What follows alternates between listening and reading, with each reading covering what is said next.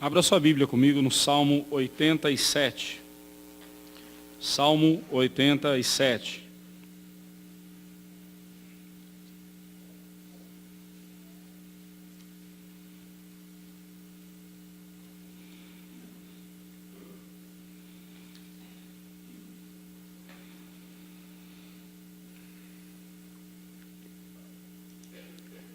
Vamos orar ao Senhor antes de lermos o texto.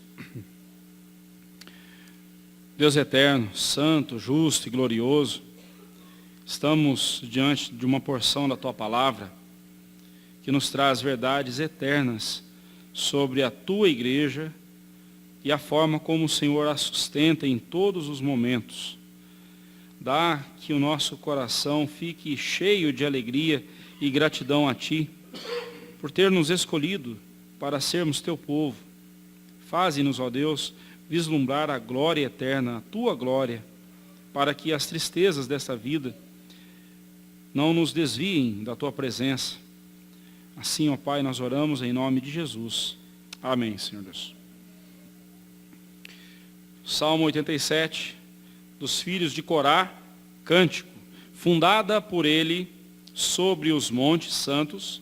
O Senhor ama as portas de Sião mais do que as habitações todas de Jacó. Gloriosas coisas se tem dito de ti, ó cidade de Deus. Dentre os que me conhecem, farei menção de Raabe e da Babilônia. Eis aí Filístia e Tiro com a Etiópia, lá nasceram. E com respeito a Sião se dirá, este e aquele nasceram nela, e o próprio Altíssimo a estabelecerá. O Senhor, ao registrar os povos, dirá, este nasceu lá. Todos os cantores, saltando de júbilo, entoarão, todas as minhas fontes são em ti. Um equívoco que geralmente é cometido é o de pensarmos que a igreja de Cristo, ela nasceu apenas no Novo Testamento, especialmente quando o Senhor Jesus disse a Pedro, em Mateus 16, 18, também te digo que tu és Pedro, e sobre esta pedra edificarei a minha igreja, e as portas do inferno não prevalecerão contra ela. E depois em Atos 2, de 1 a 13, quando surge a igreja. Mas isso é um equívoco, porque a igreja de Cristo ela não nasce no Novo Testamento. No Novo Testamento ela se apresenta de forma visível. No Novo Testamento nós temos toda a doutrina da eclesiologia, ali em torno da igreja, a doutrina da igreja, mas a igreja de Cristo, como povo de Deus, nasce no Antigo Testamento. Quando Deus escolhe para si um povo, quando Deus forma esse povo, a descendência de Abraão, os israelitas, e dali então ele forma a sua igreja. E é muito importante nós observarmos que no Antigo Testamento, o povo de Israel, ele é tratado por termos que são usados para falar da igreja, como por exemplo, assembleia. Você pode ver em Êxodo 12, 16, Deuteronômio 23, de 1 a 3, Deuteronômio 23, 8 também, e Juízes 21, 5 a 8. Outro termo que é aplicado ao povo de Israel, que também se aplica à igreja, é o termo ajuntamento solene, que aparece lá em Isaías, capítulo 1, versículo 13. Mas o termo congregação, esse é o mais utilizado, ele aparece em várias referências. Eu não vou citar todas aqui, porque são mais de 300. Mais de 300 vezes Israel é chamado de congregação. Termos que são aplicados à igreja de Cristo. E no Novo Testamento, o apóstolo Paulo diz que nós, a igreja de Cristo, somos o Israel de Deus. Então não há erro algum de pensarmos que a igreja ela nasce no Antigo Testamento, como povo de Deus.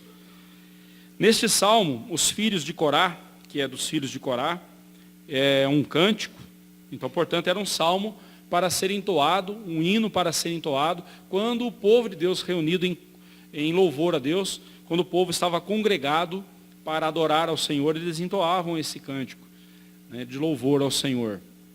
Mais uma prova de que Israel no Antigo Testamento era a igreja de Deus, né? Então toda a aliança de Deus com o seu povo no Antigo Testamento, ela se concretiza na pessoa de Jesus no Novo Testamento. Mas neste salmo, nele nós vemos Deus falando sobre os gentios que haveriam de ser trazidos para o meio do seu povo, como de fato alguns foram. Nós vemos lá no Êxodo, quando Moisés sai com o povo de Israel para o deserto, vários egípcios foram juntos. Vendo as maravilhas que Deus havia feito por Israel, converteram-se ao Senhor e seguiram Israel. Sempre foi plano de Deus que o seu povo não fosse apenas uma etnia, fosse apenas uma nação como Israel. Sempre foi o plano de Deus que as nações fossem alcançadas e fossem trazidas para dentro da tua família, da família dele. Sempre foi o plano de Deus. E interpretando este salmo, alguns expositores bíblicos, tais como João Calvino, Alan Harman, Matthew Henry, eles veem aqui, neste salmo, um retrato da igreja de Cristo. Mesmo que se fale sobre Israel, está falando sobre Jerusalém, Sião, né? Sião aqui deve ser entendido como a cidade de Jerusalém. Mesmo falando de Jerusalém, aqui é uma figura da igreja de Cristo. Está falando da igreja, do povo de Deus, da igreja de Cristo. Então, e nessa igreja, né, assim como em Jerusalém o povo era reunido para adorar ao Senhor, hoje na igreja de Cristo, os filhos de Deus são reunidos, os eleitos de Deus são reunidos para também adorarem ao Senhor e celebrarem o seu nome. E isso tudo é uma preparação para a nossa pátria, para a Jerusalém celestial, ou como Paulo fala lá em Filipenses 3:20, a nossa pátria. Ou como Paulo diz lá em Gálatas 4, versículo 26, a nossa mãe, né, que está nos céus, que é a Jerusalém celestial. Então, quando um católico perguntar para você, você não tem uma mãe no céu, você pode dizer, tenho sim. A minha mãe se chama Nova Jerusalém, Gálatas 4, 26. Eu tenho uma mãe sim no céu, e a minha mãe é a Nova Jerusalém, é a glória eterna, para onde irei. Então, tendo tudo isso em mente, eu quero propor para a nossa meditação nessa noite o seguinte tema: a gloriosa igreja de Deus. Este salmo, falando de Sião, nós temos aqui aplicações para verdades que falam sobre a gloriosa igreja de Deus. Lembre-se, a igreja de Deus nasce no Antigo Testamento. Então, podemos falar de igreja, da igreja de Deus já no Antigo Testamento, e devemos. Este salmo nos mostra algumas verdades. Eu aqui sintetizei este salmo em 3 verdades sobre a igreja, a gloriosa igreja de Deus. A primeira verdade está no verso 1. Ela foi fundada por Deus. Verso 1 ao verso 3, nós vemos isso. Ela foi fundada por Deus. No verso 1, deparamos com a afirmação de que foi o próprio Deus quem fundou Sião. E Sião aqui, entenda, a cidade de Jerusalém, onde estava o templo do Senhor. Foi ele quem determinou que ali fosse o centro do seu culto e da sua adoração. Por que fez isso? Deus escolheu Jerusalém. Jerusalém não foi uma cidade fundada pelos judeus. Jerusalém já existia, se você ver lá em Gênesis, capítulo 14, verso 18, Jerusalém já existia com o nome de Salém. E Melquisedeque era sacerdote de Salém, era rei de Salém. Então Salém já existia. Depois, nos dias dos juízes, o nome dessa cidade era Jebus. Você pode ver lá em Josué, capítulo 18, 28, e Juízes 19, 10. E nos dias de Davi então toma a cidade de Jebus e põe-lhe o nome de Jerusalém. E ali, em Jerusalém, o templo do Senhor, mais tarde, foi construído por Salomão. Jerusalém, né, Yerushalayim, significa herança de paz. Era uma herança de paz. Deus havia estabelecido Jerusalém como centro do seu culto. E é muito importante a gente entender isso. Por quê? Porque no começo o povo não sabia como adorar a Deus.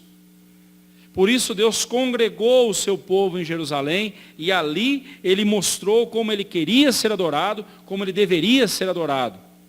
Ele instruiu o povo.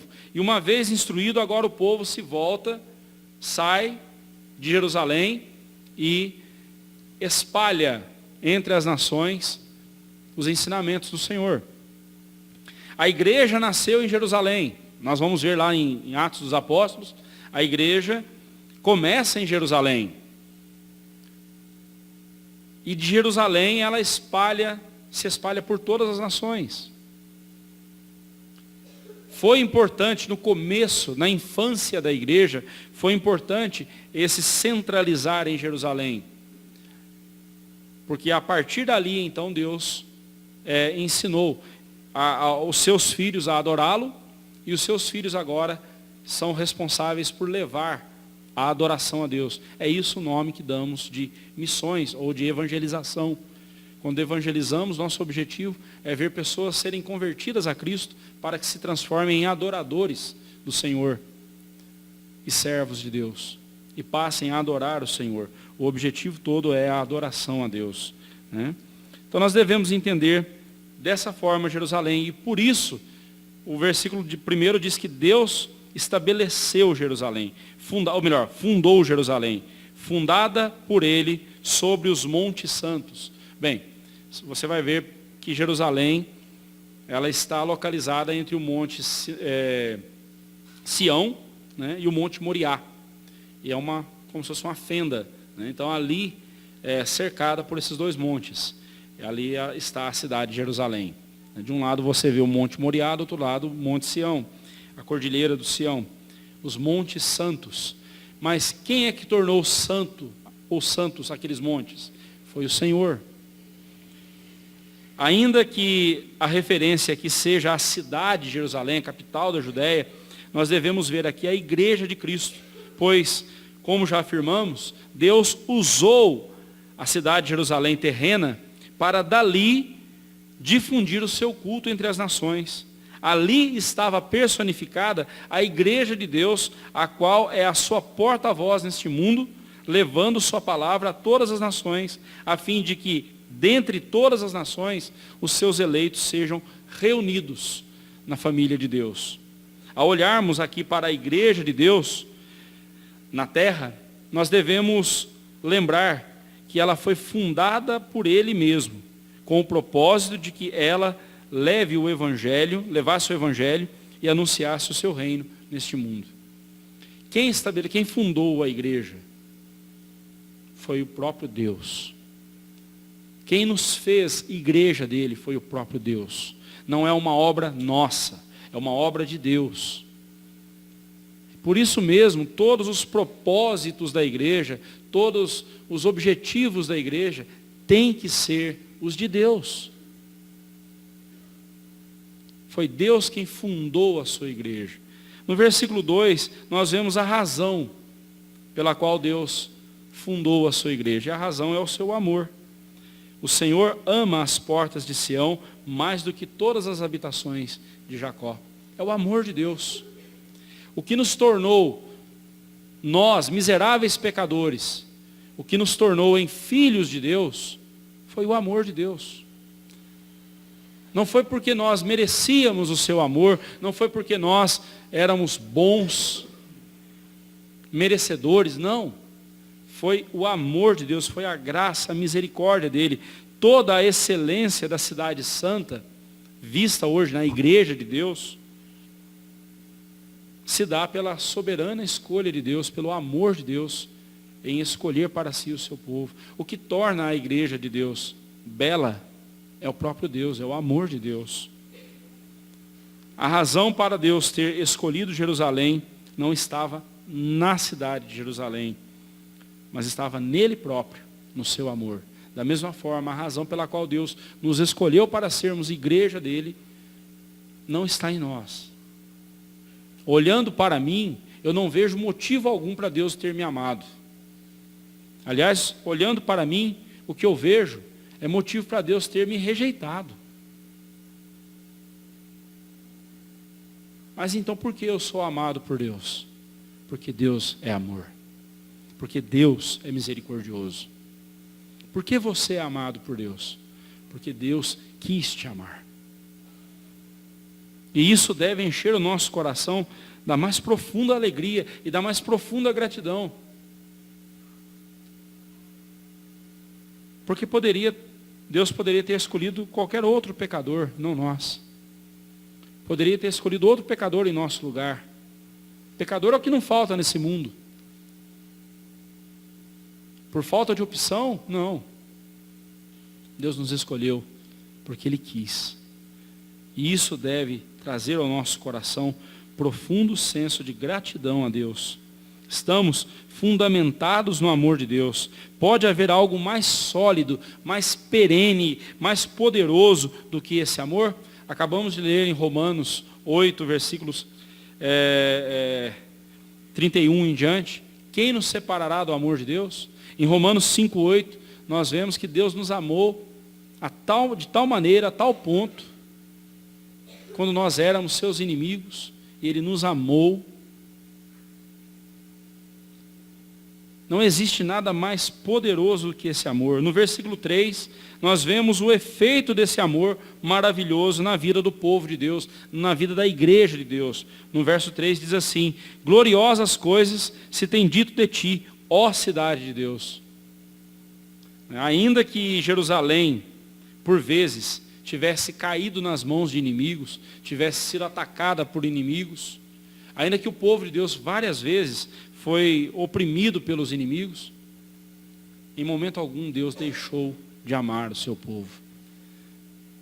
Deus sempre veio em socorro do seu povo. Ele sempre veio e vingou a maldade que fizeram ao seu povo. Deus nunca deixou o seu povo, a sua igreja, desamparada. Aquela cidade de Jerusalém era uma cidade pequena, um populacho, sem expressão, totalmente pobre, né? Mas Deus a transformou em sua cidade. Gloriosas coisas se tem dito de ti, ó cidade de Deus. Essa expressão de Deus mostra que a cidade pertence ao Senhor. O que faz a igreja de Deus ser gloriosa, o que faz com que as pessoas digam coisas gloriosas a respeito da igreja de Cristo, é o próprio Cristo, é o próprio Senhor. Somos de Deus.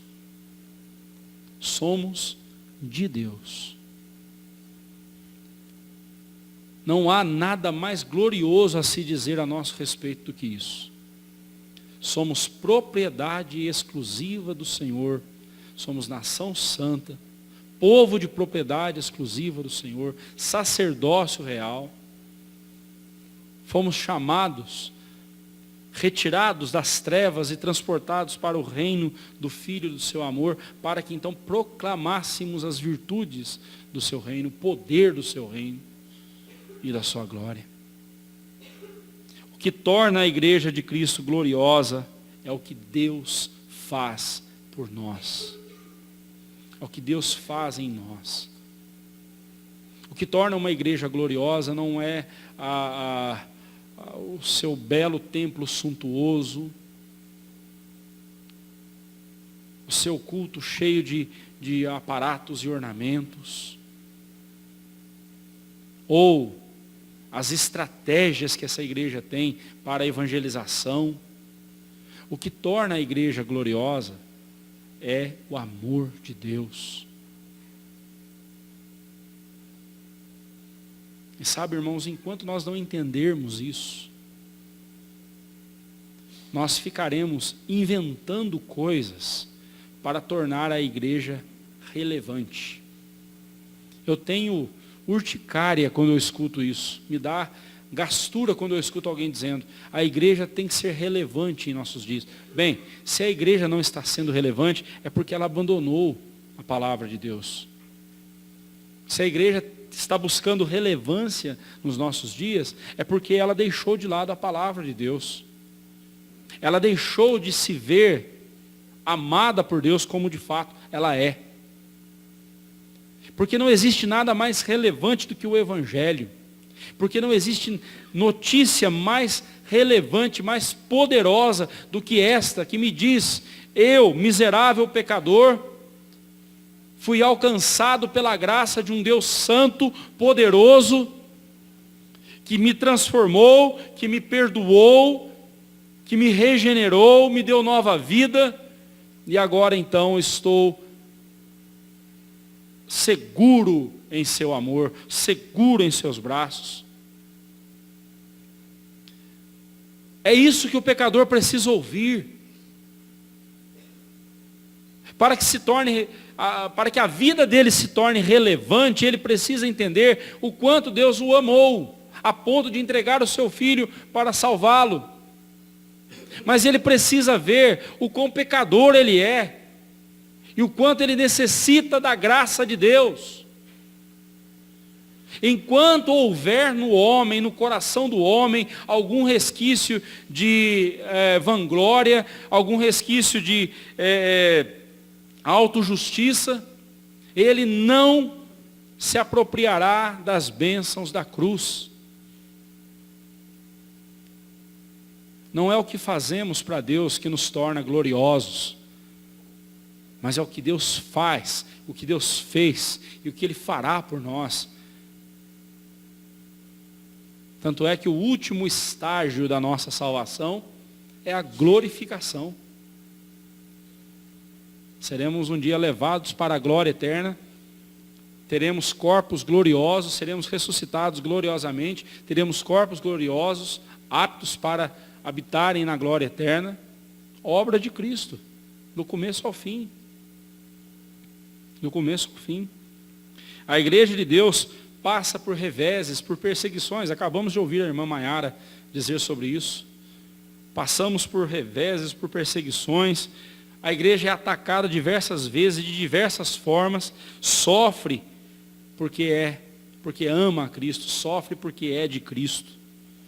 Contudo, meus irmãos, nunca nós devemos perder de vista que foi dada à igreja, foi concedida à igreja a graça de não somente crer em Cristo, mas também de sofrer por Ele. Filipenses 1:29 diz isso. Porque todos quantos querem viver piedosamente por causa de Cristo serão perseguidos. 2 Timóteo 3:12. Mas e daí? Quem tentará acusação contra os eleitos de Deus? Quem nos separará do amor de Cristo? Será tribulação, angústia, ou perseguição, ou fome, ou nudez, ou perigo, ou espada? Afinal, como está escrito, por amor de ti somos entregues à morte o dia todo, fomos todos considerados como ovelha para o matadouro. Romanos 8, 35 e 36. Mesmo que nós morramos por causa de Cristo, ainda assim não é o que fazemos para Cristo que nos torna gloriosos, mas é o que Cristo faz por nós. E a igreja deve marchar nesse mundo na certeza do que Cristo disse a Pedro: as portas do inferno não prevalecerão contra a igreja. Inimigos se levantarão contra a igreja, não tem problema, a igreja continuará vencendo, porque é Cristo quem nos faz vencer. A nossa parte é ficar firmes ao lado dele, sermos fiéis a Ele. Gloriosas coisas podem ser ditas de nós, igreja de Deus. Coisas gloriosas realizadas por Ele mesmo em nós. Deus fundou a sua igreja por meio do seu amor. Deus fundou a igreja por meio do seu amor. A primeira verdade é essa. A igreja foi fundada por Deus. A segunda verdade, versos 4 a 6, ela foi estabelecida por Deus. A igreja foi estabelecida por Deus. Ele fundou, agora ele a estabelece. ele sustenta, ele mantém a igreja. Estes versículos, eles tratam dos habitantes de Jerusalém, apontando assim para os membros da igreja de Cristo, aqueles que habitam a igreja do Senhor, que vivem na família de Deus, que são parte da família de Deus. Primeiramente, Deus declara que dentre os que me conhecem, farei menção de Raabe e da Babilônia, eis aí a Filístia e Tiro com a Etiópia. Lá nasceram, né? O que ele quis dizer? O que o salmista quis dizer com este versículo, né? O que em outras palavras pode ser dito, né? Eu incluirei o Egito, né? Egito, Raabe aqui no texto, significa Egito, como você pode ver também lá no Salmo 89, 10, né? Raabe, nós lembramos quando lemos lá o texto de Juízes, de Josué, quando eles vão tomar a terra prometida, havia uma prostituta chamada Raabe, a única, ela acolheu os espias e foi a única da cidade ali de Jericó que foi poupada, né, com a sua família, porque ela acolheu os espias. E Raabe, ela entra para a história do povo de Deus, né? E aqui o Egito é uma figura de linguagem, né? A palavra Raabe, aqui o nome de Raabe, usado para o Egito, é uma figura de linguagem. Mas o que o versículo 4 está dizendo, ou o que Deus está dizendo aqui no versículo 4, seria assim, em outras palavras: incluirei o Egito e a Babilônia nessa lista das nações que me obedecem. Contarei entre os habitantes de Jerusalém o povo da Filístia, de Tiro e da Etiópia. Bem, não ajudou muito, ficou praticamente a mesma coisa, né? Deixa eu explicar então. Nas Escrituras, como nós vemos, Deus promete trazer para dentro da sua família, para dentro do seu povo, os gentios. Todas essas nações que são mencionadas aqui são nações gentias, que não são judeus. Os gentios sempre fizeram parte dos propósitos de Deus para a constituição do seu povo. E aqui Deus promete, estes que são seus inimigos, lembre-se que Egito, Babilônia, a Filístia, Tiro, e até mesmo a Etiópia, várias vezes, especialmente a Babilônia e o Egito, escravizaram o povo de Deus. A Filístia, de onde vêm os filisteus, sempre foram inimigos de Deus, sempre atacaram o povo de Deus. Há pouco a nossa irmã Maiara, sem saber do que eu falaria aqui no sermão, a não ser o texto, né, o Salmo 87, porque os irmãos sabem que eu prego na sequência. Domingo que vem, se Deus permitir, será o Salmo 88. O irmão Adib, sem saber do que eu falaria, ambos nas suas falas, a irmã Maiara falando aqui, e o irmão Adib na sua oração, falam a Deus, sobre Deus trazer os inimigos da igreja para o meio do povo deles e convertê-los.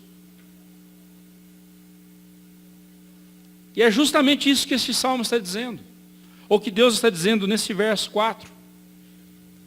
Deus trazendo os inimigos, convertendo os inimigos e transformando-os em filhos da sua família, em membros do seu povo.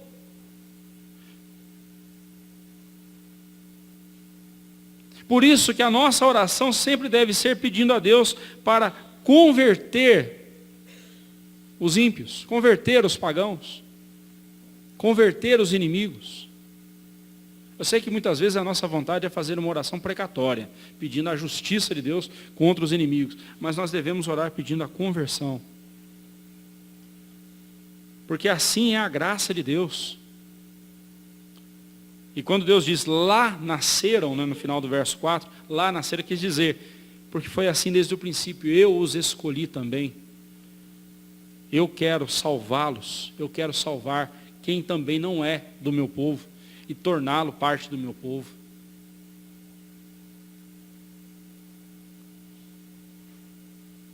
Assim como Israel deveria olhar para as nações e crer que Deus poderia converter pessoas daquelas nações e trazê-las para a sua presença e transformá-las em filhos dele, Assim é a igreja hoje, irmãos. Nós devemos olhar para as pessoas ao nosso redor, orar por elas.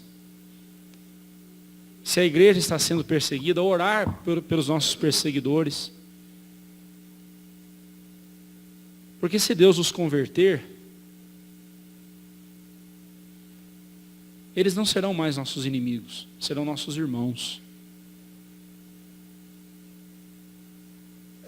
E é essa graça de Deus com a qual Ele nos salvou, é a mesma graça que nós devemos querer ver na vida de outras pessoas também.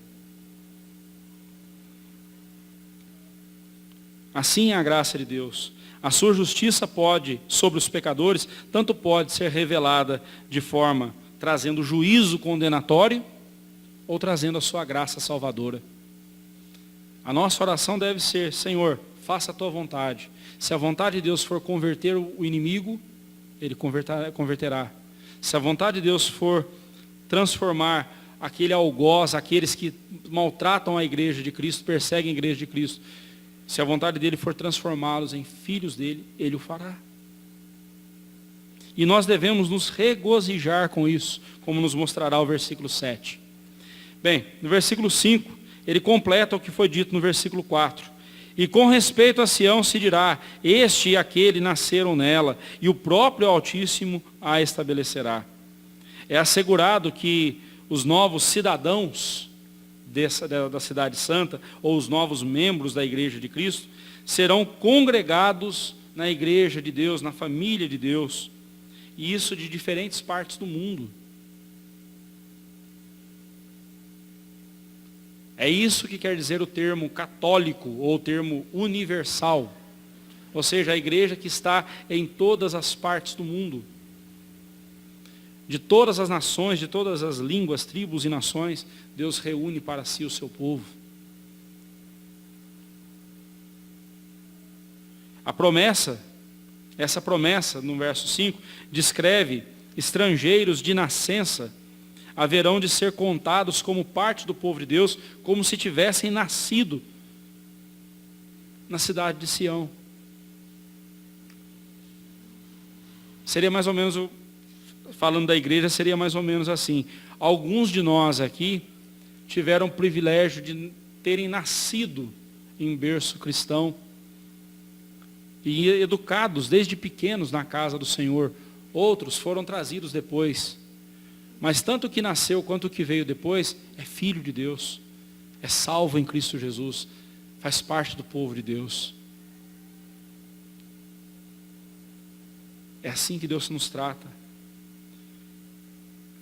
O mesmo é visto na igreja. Ela é constituída por pessoas de toda tribo, língua, povo e nação, conforme Apocalipse 5, 9, Apocalipse 13, 7 e 14, 6. O evangelho do reino está sendo anunciado nos 4 cantos da terra. Em todos os lugares. Agora, com o advento da internet, não se tem lugar nesse mundo em que o evangelho não possa chegar. O evangelho está sendo anunciado de diversas formas. O evangelho está chegando. Deus está alcançando os seus eleitos. E quando o último dos eleitos for alcançado e convertido, então se consumará os séculos, Jesus voltará e reunirá a sua igreja na sua presença. Preguemos o evangelho, anunciemos o evangelho do reino. Porque o próprio Deus, o próprio Altíssimo a estabelecerá, tal como prometeu. Deus fará isso. Tal como Deus estabeleceu o próprio Altíssimo, essa expressão, esse nome para Deus é maravilhoso, Altíssimo, aquele que está acima de todos. Foi Ele quem estabeleceu a igreja e Ele preservará a sua igreja. Aquele que fundou a igreja a estabelecerá em todas as eras, em todos os tempos, por todo sempre. Não deixará a sua igreja como uma obra inacabada. Lá em Filipenses 1,6 nós lemos que aquele que começou boa obra em nós haverá de concluir, haverá de completar essa obra até o dia de Cristo Jesus. A igreja está expandindo as suas fronteiras. O Evangelho tem chegado onde nunca antes chegou. Preguemos o Evangelho, anunciemos a Cristo Jesus. A igreja está cada dia mais avançando nas suas fronteiras para a glória do Senhor. Justamente pelo fato de ter sido o próprio Deus quem a estabeleceu, Ele também sabe exatamente os que lhe pertencem. No verso 6, o Senhor diz: o Senhor, ao registrar os povos, dirá: este nasceu lá.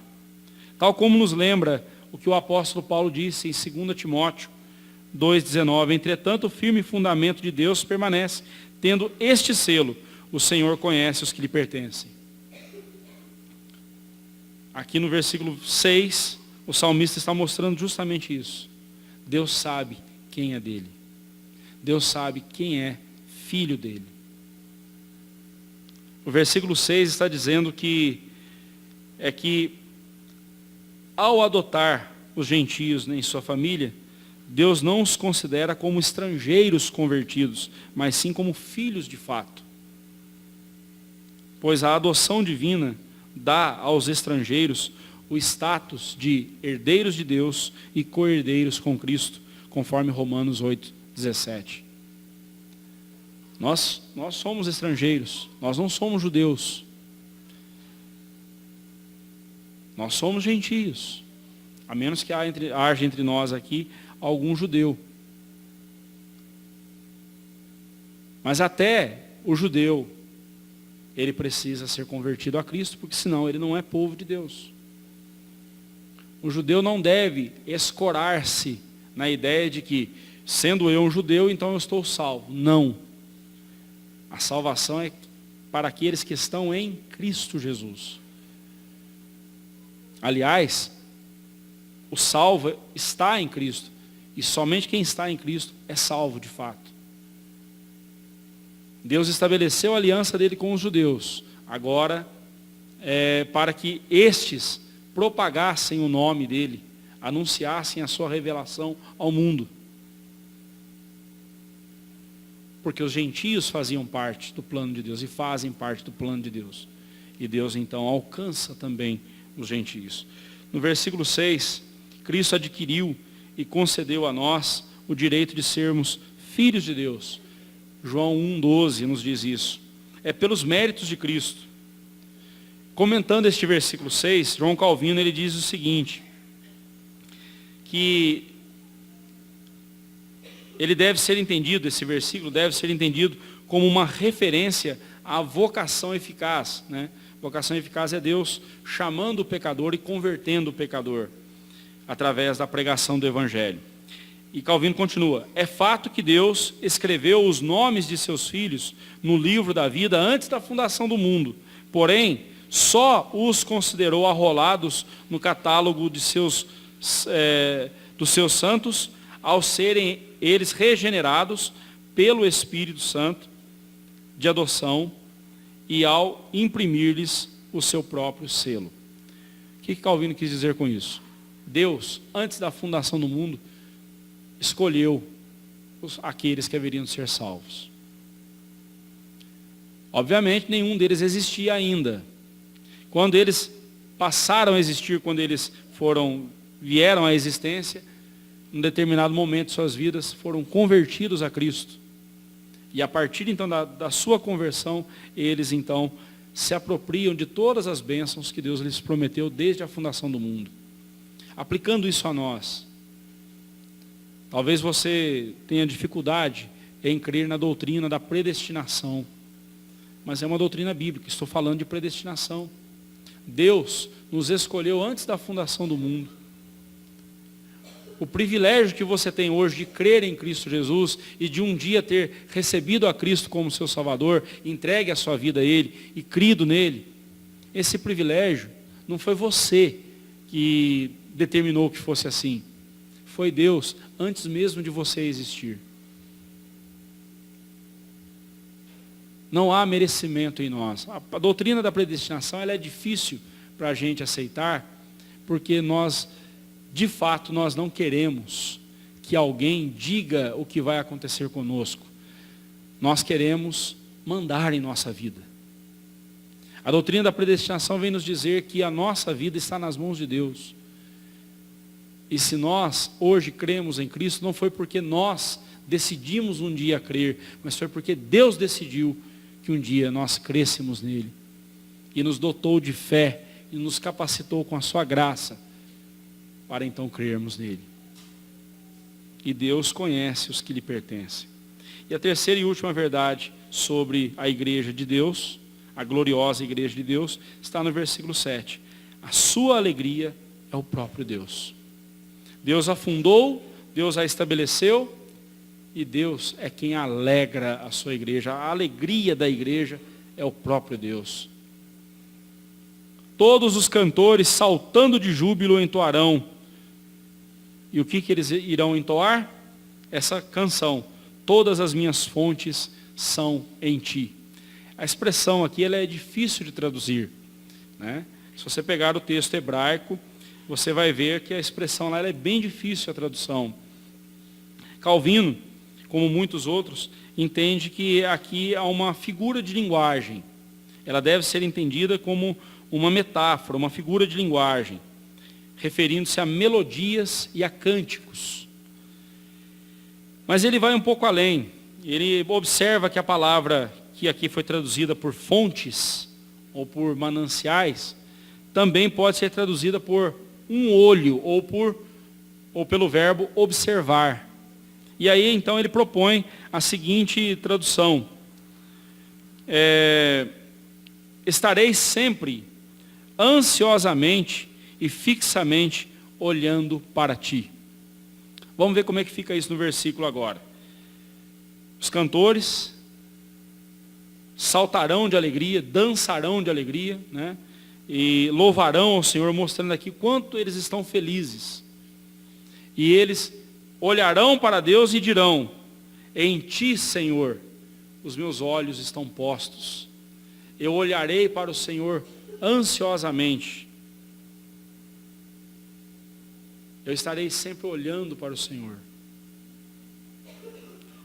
Se Calvino está certo aqui na sua interpretação, então nós podemos entender que o alvo da vida do crente, o que motiva o crente a viver, é o próprio Deus. A nossa motivação é o próprio Deus. A nossa motivação é Deus. Se está faltando a você alegria para exultar na presença de Deus, eu peço para você avaliar o seu relacionamento com Deus. Se lhe falta alegria no coração, eu lhe pergunto, como está o seu relacionamento com Deus? Porque os filhos de Deus têm a sua plena alegria em Deus. Deus é a fonte da nossa alegria. Deus é a fonte da nossa felicidade. E o fato de vermos Deus derramando o seu amor sobre as nações, convertendo pecadores, trazendo pecadores para dentro do seu povo, para dentro da sua igreja, transformando-os em filhos dele, isso deve encher o nosso coração de alegria. Isso deve fazer-nos felizes. O que Deus fez conosco, pecadores miseráveis transformados em filhos do seu reino, filhos do seu amor, isso deve encher o nosso coração da mais profunda alegria. Meu irmão, se está faltando alegria na sua vida, avalie como está o seu relacionamento com Deus, porque se Deus não lhe for a causa da sua alegria, nada nesse mundo lhe trará alegria e felicidade que você tanto quer. Só Deus pode preencher o seu coração. Esse versículo também nos lembra a dificuldade que era a cidade de Jerusalém com relação à água. Geralmente as cidades elas são estabelecidas, foram fundadas perto de rios. Por exemplo, o Rio Paraíba corta várias das nossas cidades. E a parte mais antiga das nossas cidades geralmente estão próximas aos rios que passam por ela. Né? Jerusalém, diferente das cidades, é uma das poucas cidades que ela não tem rio passando por ela, pelo fato de que ela está no alto de uma montanha.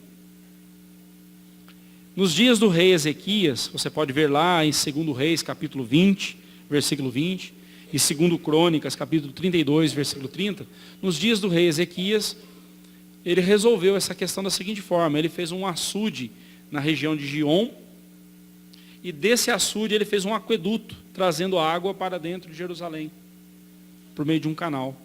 E assim ele abasteceu a cidade de Jerusalém. Então, quando o salmista aqui diz: Senhor, o Senhor é a minha fonte, as minhas fontes estão no Senhor, ele está aqui pensando também na dificuldade que era para o povo ter água, para a cidade ter água. Mas assim como o nosso corpo precisa de água, muito mais o meu coração precisa de Deus. A sede espiritual só pode ser suprida pelas fontes da alegria e vida que emanam do próprio Deus, do nosso Deus. À beira de um poço, debaixo do sol escaldante, o Senhor Jesus um dia disse para a mulher samaritana: aquele, porém, que beber da água que eu lhe der, nunca mais terá sede. Pelo contrário, a água que eu lhe der será nele uma fonte a jorrar para a vida eterna. João 4,14. Posteriormente, na festa dos tabernáculos, o Senhor Jesus disse: se alguém tem sede, venha a mim e beba. Quem crer em mim, como diz a Escritura, do seu interior fluirão rios de água viva. João 7, 37 e 38. Aqueles cuja felicidade nesta vida está na pessoa de Cristo Jesus, devem abrigar em seus corações a mais firme esperança de que um dia estarão com Ele na glória eterna, louvando-o eternamente e desfrutando da alegria plena que emana do ser de Deus. Ponha os seus olhos em Cristo, meu irmão. Diga como o salmista: todas as minhas fontes estão em Ti, os meus olhos estão no Senhor. Os meus olhos estão fixos em Deus. Diga como o salmista. Mire-o e não permita que nada neste mundo desvie o seu olhar da pessoa bendita de Jesus. Aqueles cujos olhos estão fixos em Cristo nunca serão abatidos, por mais duro que seja o golpe sofrido. Deus fundou a sua cidade, a sua igreja, por amor. Deus estabeleceu a sua igreja por amor. E Deus alegra a sua igreja por amor. Por amor Deus a fundou, estabeleceu e alegra a sua igreja. Não importa o revés e a luta que a igreja venha a enfrentar nessa vida. Ela sabe que Deus começou nela boa obra e haverá de completá-la até o dia da volta de Cristo, quando Ele reunirá todos os eleitos de Deus e os levará para si, para toda a eternidade. Que Deus assim nos abençoe e que a cada dia vivamos nós com os olhos fixos em Cristo, para que nada nesse mundo nos desvie e nos atrapalhe. Somos a gloriosa igreja de Deus. Gloriosa não por nós, mas pelo próprio Deus que habita em nós. Amém.